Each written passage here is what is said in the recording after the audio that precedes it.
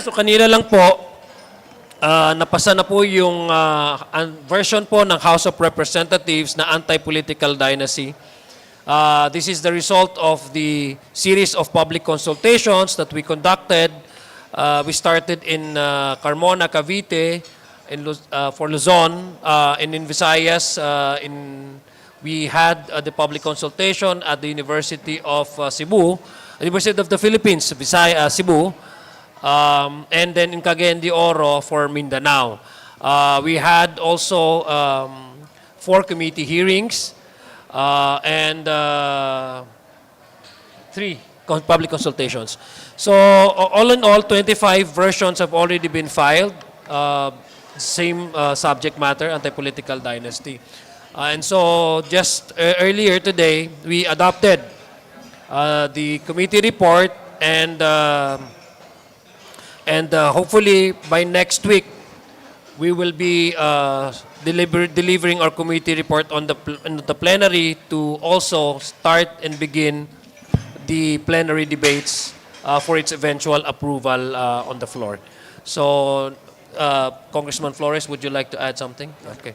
So now we will now welcome your questions. Mike. Good afternoon po. How is the unnumbered substitute bill approved by the committee similar or different from the version that was filed by the Speaker and Majority Leader Sandra Marcos? Well, essentially, our determination for the working draft substitute bill that we have approved is the version that has the most number of supporters and co-authorships. The Speaker's version, which is House Bill 6771, has obtained the biggest number of co-authorships, meaning you already assumed that these are the ones that are backing up this House version. More than 100 plus would actually signify to be co-authors of this House measure. That is why the committee decided that the version that was filed by the House Speaker and the Majority Leader will be used as the working draft. And finally, it also became our substitute bill that we have adopted by the committee. Sir, so identical ba talaga? Or may difference ba? Kasi parang may narinig ako na from the yung degree of consanguinity na pababa from 4th to 2nd. Is that true? Actually, the version of the original version of the House Speaker is 4th degree of consanguinity and affinity. But because more than 60% of the 25 versions that we have received, among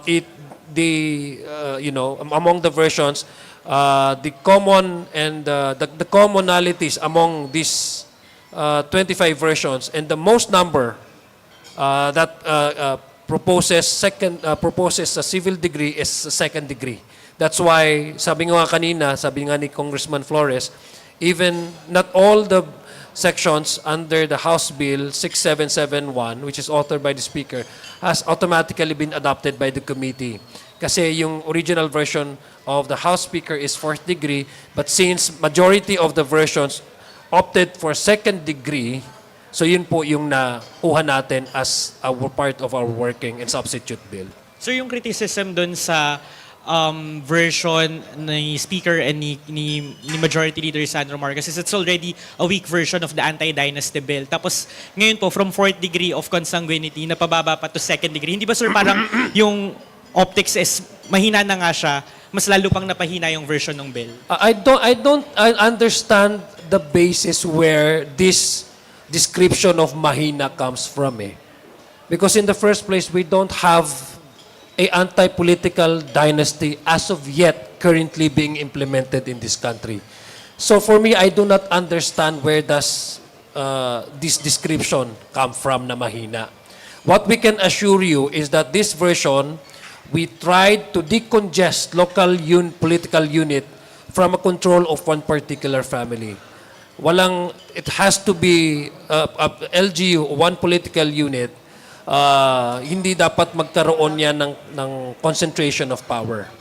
But we also do recognize that we cannot prevent altogether those who had the chance to participate in other localities through the chance to participate in public service through elections. That's why the idea that political dynasty really is about political power, the wielding of a political power and concentration of political power. Ibig sabihin, vice mayor, asawa, kapatid, or anak, mayor, yun talaga yung may concentration of power because it now weakens the very foundation of democracy, which is the check and balances. So we tried to address that. As at the same time, the version also that we adopted is we are also aware that the issue of running together does not necessarily mean all of them would win. Hindi kaya't nagsabay-sabay sila tumakbo, ay lahat yan mananalo. 'Di ba? May pagkakataon at sa maraming pagkakataon, hindi ho yan para-parehong nanalo. So it's still an issue of allowing the electorate to decide. So we won't not automatically 100% want to prevent others the chance to participate in a democratic processes such as election. What we are trying to address is the concentration of powers. So kailangan po mabuwag yun. Congressman Flores. Thank you.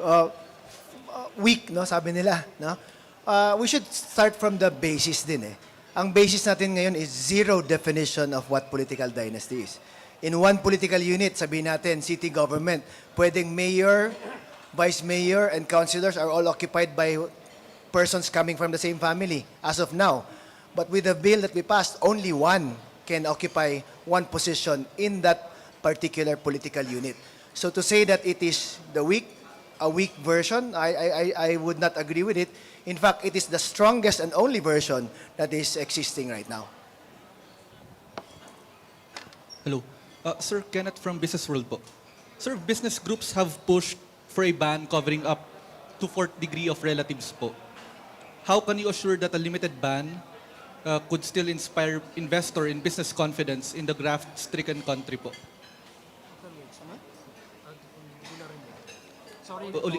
Okay.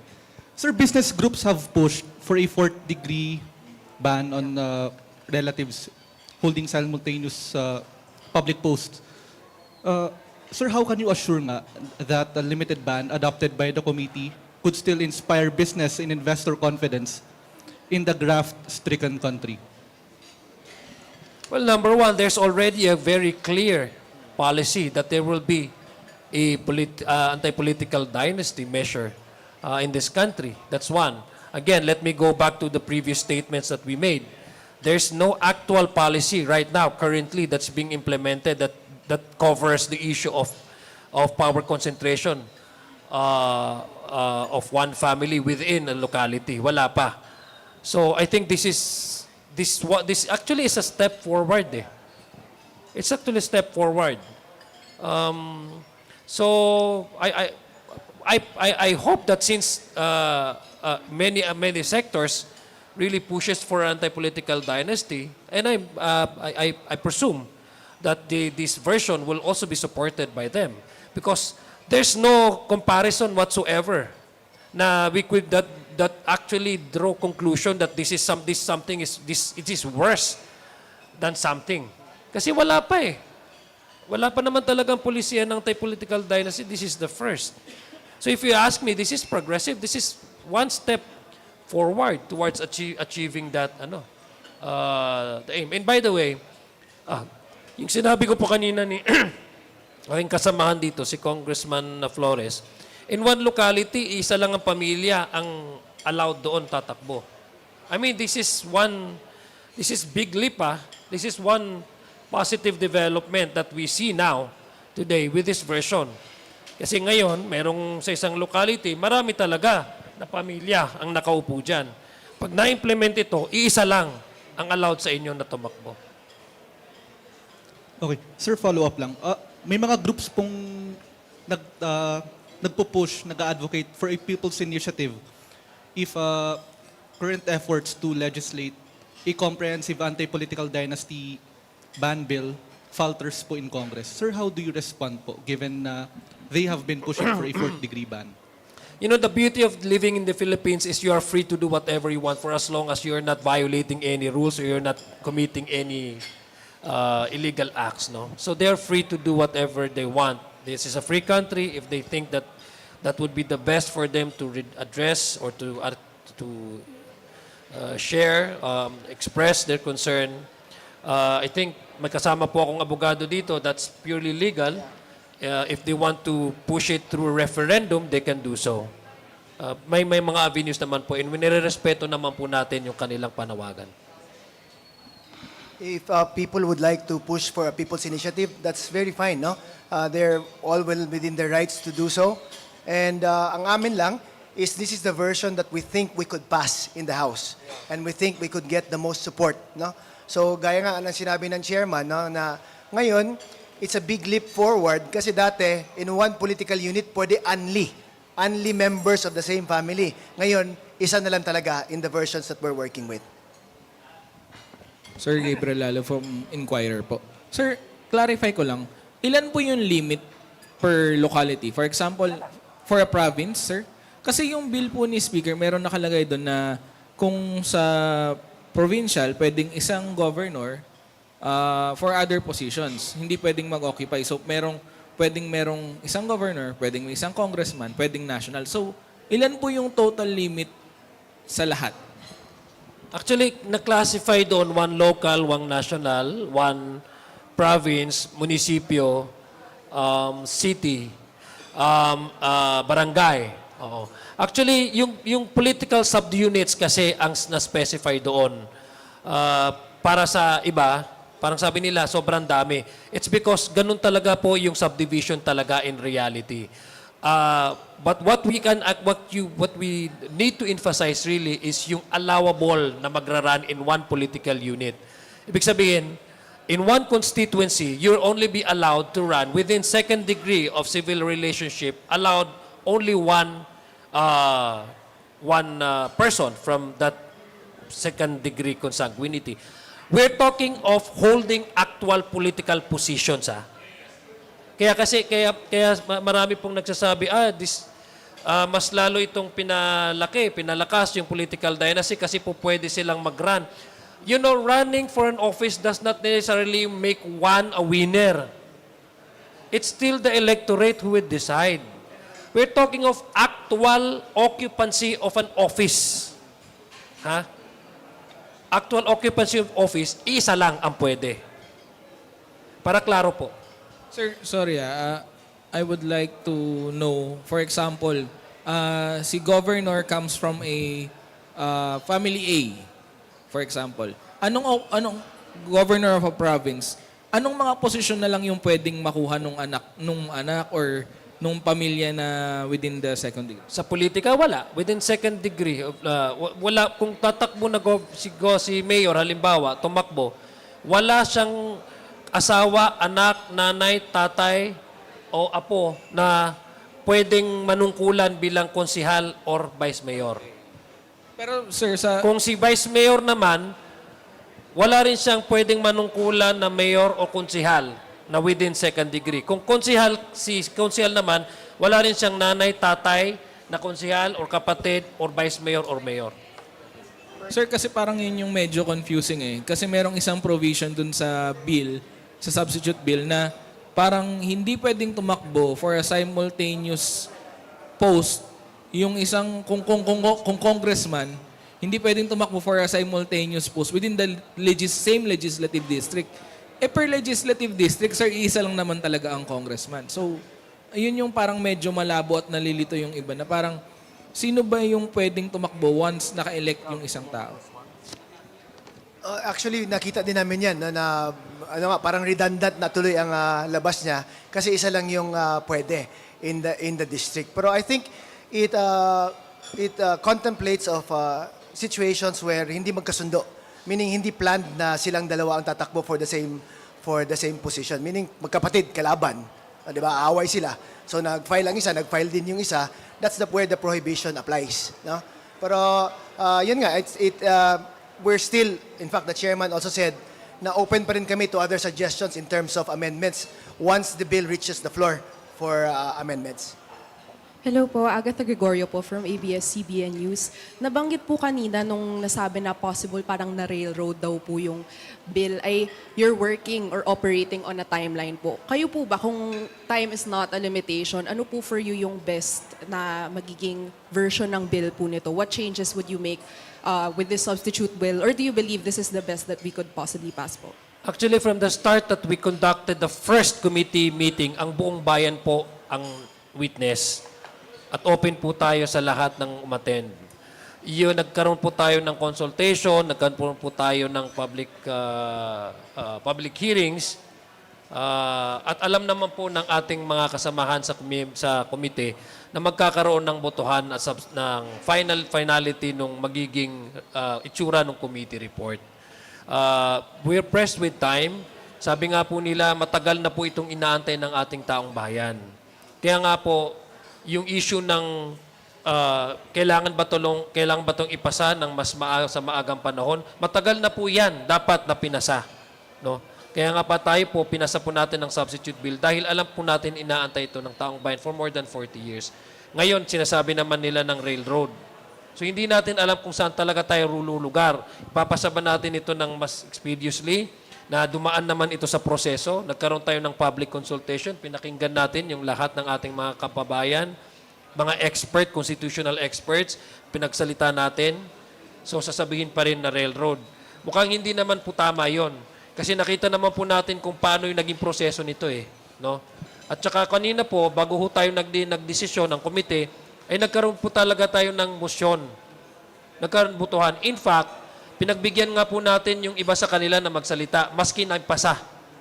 Actually, naipasa na adapt na yung motion. Kasi si Candid na siya eh. Wala namang nag-object, pero inalaw natin sila magsalita. Ngayon, yung nag-object naman sila, inalaw pa rin natin sila magsalita. Kasi gusto rin natin marinig kung ano yung kanilang sentimento bilang mga author nitong versions na ito. So, yung issue na itong nire-ruled o hindi, matagal na po itong inaantay ng ating taong bayan. Dapat nga po maipasa sa madaling panahon. Yeah, kung hindi yung version nila ang naipasa at napasa yung ibang version, sasabihin nilang na railroad, di ba? Pero everyone was given the opportunity to object to it, to state the reasons for objecting to it, at nagbotohan yun sa committee. In fact, I also have my own version. Hindi nga yung version ko rin ang nasunod. But I also adopted the version that I think would be approved by the House. Para sa wakas, magkakaroon na talaga tayo ng definition of what a political dynasty is. It's long overdue, and dati iniiwasan ng mga kongresista na aksyonan ito. Ngayon that we have something that we can act on and actually approve, kaya doon na rin kami sumuporta. Kasi this is the best time, the best chance that we can finally have an anti-political dynasty bill. It may not be perfect. It may not be perfect. It may not be acceptable to all, but at least we have something to work with, and they could suggest naman amendments or improvements later on kung sa tingin nilang acceptable na rin to the other members of the House.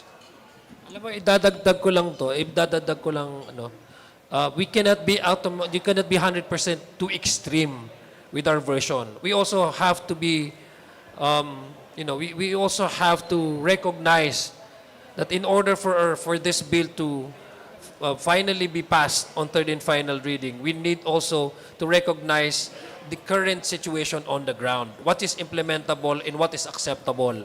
Tama nga, hindi tayo po pwede maging too extreme on both sides. No? Kaya kailangan natin yung middle ground. Na meron talaga, pag middle ground, meron magkakaroon talaga ng enforceable na implementable na anti-political dynasty. Kung sa both extreme tayo, mukhang as a chairman, I will tell you, magkakaroon tayo ng problema, ma-approve ito. So ang minanais natin, this is not actually winning one argument over the other. This is actually making sure that there will be an anti-political dynasty law in the next coming elections. Good afternoon po, Isa Umali from DCWB. Kanina po, nagpa-interview si Congressman Edgar Erice. Pinaliwanag niya po kung bakit niya withdraw yung kanyang measure. Ang sabi niya, hindi raw po niya masikmura. And bukod po kay Congressman Erice, yung pong Akbayan and yung Makabayan Block, nag-decide na rin po na mag-withdraw ng kanilang measures. Paano po ito makaka-apekto sa ating substitute bill? And then, baka may mensahe din po kayo doon sa mga nag-withdraw po ng mga congressmen. Thank you po. Una, nirerespeto natin yung kanilang posisyon. No? Ako, I will tell you honestly, I expect na from the start na whatever is the committee report that we will adopt, half of the authors will not be satisfied. Sabi nga nila sa kompromiso, if both sides are not satisfied, fully satisfied, ibig sabihin you're doing a good job. Because compromise is actually leaving two parties not completely satisfied. It's finding the middle ground. We understand and we understand their position. Pero sabi nga nila, to cast doubts on what we have approved simply because their version has not been adopted is also unfair. No? Proseso to ang lumabas dito. It's still collegial body that decides kung ano yung magiging substitute bill. It's the committee that decides. Unfortunately, may mga authors na hindi nga talaga na-approve na-adopt ang kanilang version. So hindi nangangulugan na mali ang prosesong ginagawa. Unang-una, tandaan po natin, wala pong anti-political dynasty sa ngayon. Ito pa rin po yung unang-una. Halimbawa, marami pong mga authors doon, tulad po ni Congressman Flores, na hindi po na-adapt yung kanyang version. Mas stricto pa nga yung kanya kumpara sa ibang mga versions ng iba. Pero still, dahil naintindihan po niya, nirespeto niya ang proseso, ay he accepted, no? Na kung anong magiging pasya ng committee na ito. As to the withdrawal, that's entirely their prerogative and we respect that. But how would this affect the substitute bill? It has no bearing, no? The withdrawal of some of the authors has no bearing on the final version or finality of the committee report that we will about to deliver in the coming days. Hi, Kongs. Sorry. Ay, sure. Sir, sorry po. Kathleen Forbes po ng Radyo Pilipinas. Sir, kailan po magiging effective or yung effectivity po nito is for the 2028 elections na po? Ano po mangyayari dun sa mga incumbent po? Maapektuhan din po ba sila? Kumbaga kasi 'di ba meron pong iba na That's a good yung 3 years, 'di ba po hati kasi. Paano po sila maapektuhan nito once mapasa po siya for 2028? Well, titingnan po natin kung anong magiging takbo sa plenaryo, sa debate, kasi lalabas din po yan No? Halimbawa, may mga senador din po na magkakapatid dyan. No? So titingnan po natin. Kung ako tatanungin mo, kasi pag natapos naman po incumbency mo, talagang tapos na incumbency mo, there will be another set of officers. No? It does not necessarily mean that the incumbent will actually win in the coming election. So the issue there is, kung incumbent sila, definitely wala pong matatanggal na incumbent. No? Wala pong matatanggal na incumbent kasi magkaka-election yan Pag nagka-election yan, may certain number of months para i-wrap up ng incumbency yung kanyang term, no? Before the new elected officers comes in. So definitely hindi po may issue dyan. Ang concern ko lang is more on yung magkakapatid ngayon na currently serving in the Senate. No? So titingnan po natin yan. Kung ito tatanungin mo, maybe there will be some transitional provisions that we can adopt. Pero that would depend on how the discussion and the debate on the floor will go. The current version that we passed doon sa substitute bill, no? Sinabi it will take effect in the next elections. So 2028 na elections ang sinasabi niya. Although we also heard some proposals before na hindi nga lang na-carry ng body na kung pwede 2031 na para may transition pa. Meaning may time pa sila to wrap up whatever it is that they need to wrap up. But then, again, the chairman and will also be very much willing siguro to accommodate whatever proposed amendments they may be during the discussions in the plenary. Now, again, ulitin ko lang, no? Yung bill is medyo broad yun. Intentional din yun to give the COMELEC some leeway in helping out in making the IRR, in implementing that particular law. Kasi si COMELEC naman talagang mas marunong sa isyong ganon. Sir, sakali po na ma-push na po itong anti-political dynasty bill, lagi po natin sinasabi meron na pong nakalagay sa Constitution na dapat may anti-political dynasty. Pero it took us about 40 years po bago tayo magkaroon ng batas. kung sakali po, maglalagay din po ba tayo ng provision dito sa ating anti-political dynasty bill na for example, after 10 years or 20 years, i-review itong batas na ito kung angkop pa ba siya. Kasi baka meron pong, hindi ko lang pong matandaan kung sinong former Associate Justice yung nagsabi na pwedeng pautay-utay muna sana yung pagpapatupad ng anti-political dynasty bill.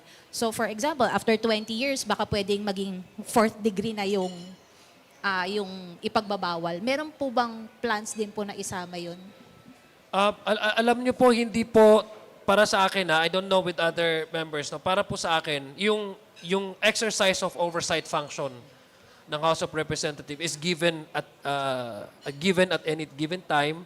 It can be expressly, it can be expressly, exercised, observed at any given time. So to set 25 years, baka naman magbigyan mo ng time para baka naman mabigyan mo ng limit or restriction yung susunod na mga miyembro na hindi pa umabot dun sa panahon na gusto mong itinakda na hindi na nila pwedeng i-revisit. No?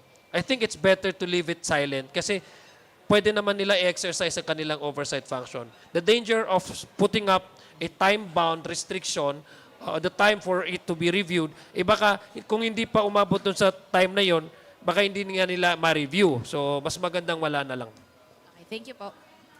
Kongs, Haji Kaaminyo po sa Brigada News FM. So tama po bang sabihin na parang somehow ang isa sa pinaka-maapektuhan po nitong version po ninyo ng anti-political dynasty bill ay mga nasa legislative branch, meaning senators and then congressmen. And if tama po, hindi po ba makakaapekto yun sa, kumbaga, yung mga susuporta pagdating sa plenary for voting, since kung maapektuhan po yung mga congressmen nung anti-political dynasty bill na to?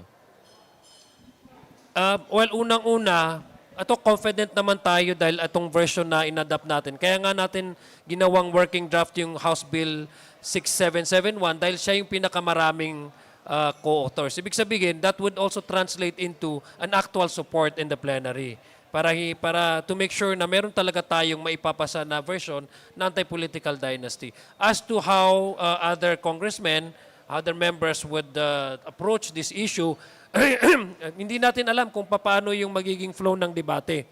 Pero definitely, para sa akin, based doon sa ating nakita kanina sa committee hearing, medyo magre-revolve yung discussion doon sa second degree, pati na rin doon sa simultaneous na holding of positions. Kasi ang interpretation kasi ng iba is kung tumakbo itong sabay-sabay, lahat yan mananalo. Hindi naman po tama yun. Ang sinasabi po natin is yung actual occupancy ng office. Yung pagtakbo na yan, ang electorate naman po ang mamimili. Hindi naman lahat yan nananalo eh. In most cases, hindi talaga nangyayari yan. So ganun po yung gusto nating ipahiwatig sa ating mga kababayan kung ano po yung naging discussion doon. So definitely, ang bilang sponsor nito, baka si Vice Chair Flores ay mag-sponsor din sa floor. Pero definitely, I'm expecting a lengthy debate. So kumbaga, sige po. Go ahead. Well, ito, no, if it's gonna affect members of the House and members of the Senate, sigurado yan. May impact talaga. No? Because you can already see na ilan yung magkapatid sa Senado. Ilan yung may mga kamag-anak din sa House. Di ba? It's already existing. Kaya nga, we are pursuing this bill para mabigyan na talaga ng definition kung ano yung political dynasty and to put an end to it based on the version that will be passed. No? Sigurado ako, not everyone will be happy about it. That's why we adopted the version na sa tingin namin mas the highest chance of passing in the House. At yun din po yung mag-aalis ng duda, tama po, na kumbaga kanina sabi nyo nga po, this may be the strongest version, as you have mentioned. So parang maaalis po yung duda ng publiko. At saka for example po, tama po ba ako nang intindi na, bawa sa isang city may dalawang legislative districts, hindi po pwedeng dalawang congressmen, ganun po. Alam ko ganun eh. Tama po ba? Sir? Essentially that's the intention of the law. I mean of the proposed measure. Last Sir, question po. sorry, Yanas Kapandi, GMA News Online. Clarify ko lang po, yung prohibition up to second degree of consanguinity or affinity within the same constituency, ang prohibition po ay both for running or occupying lang at the same time? Occupancy lang. Ang version sa Senate is that pre-campaign. Ibig sabihin, they cannot allowed to run simultaneously seeking positions within one locality. Ibig sabihin, mayor and vice mayor. Okay. And I think that's also part of the version that we have also adopted. But as to running against, yun ang allowed kasi Yeah. essentially isa lang Isa naman lang ang mananalo. mananalo. Oo. Okay, sir. Sir, That second, should be in section 7 of what we passed now. No, na kung ang the filing of the certificate of candidacy would result in one of the definitions in section 5, kung ano yung political dynasty. Una, pagbibigyan sila ng opportunity to withdraw. Kung walang mag-withdraw within 48 hours, then may other remedy okay, na sir. gagawin. Sir, sorry, kailan po ito maisasalang for plenary sponsorship? Mga next week na ata. Anytime within next week. Tama Well, po, di ko- sir. I cannot Monday give to you Wednesday. definite date, but what I can tell you is that it will be soon. So soon meaning before the Lenten break, we will start the committee. We'll start the debate on the plenary. Thank you, sir. Thank po. you. Thank you very much po. Thank you. Sir? Ay. Last po. Tanong lang po, for example, yung mayor of a city, tapos yung congressman, pwede silang magkamag-anak ba or bawal na din po? Yeah, pwede naman kasi under the Separate. there's two separate political units naman yun. Maraming salamat po sa inyo. Mabuhay po kayo lahat.